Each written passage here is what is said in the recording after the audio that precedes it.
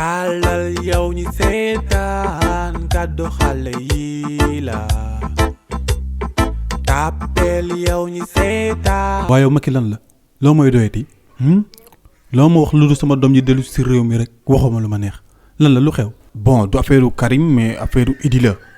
Karim après daan wax ci ay affaire am mais man Idi dama ko fal mais Sénégalais yi du ko jàpp di ko tooñ te xam naa Idi mën na mer péter les plombs xam nga démissionné wala mu bàyyi te loolu bu ko defee du ma arrangé.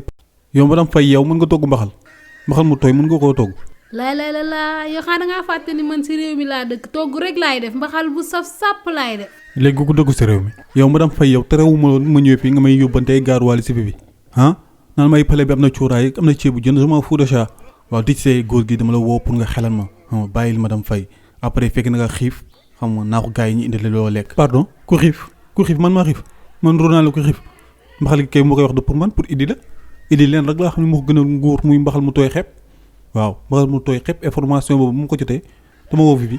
ni ko toggal mbaxal waaw mu dem defal ko mbaxal bu xaw compliqué xam nga Idi moom daal compliqué bëggul lu compliqué mbaxal gi daal lu mu gën a simple rek gën ko arrangé waaw mbaxal gi na wax taal ceeb bi na wax taal fruit waaw am ñaari bisaab ak benn yaboy si digg bi waaw boo amee basante def si boo ko am na nga bëggoon loolu rek boo ko defee Idi moom mu añ ba suur loo ko wax rek da koy def.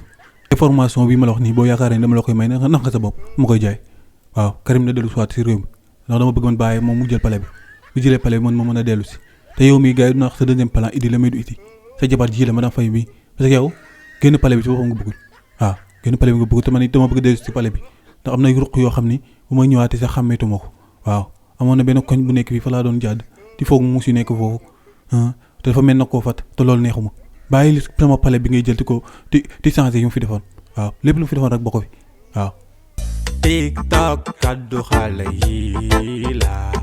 YouTube kaddu xale yi la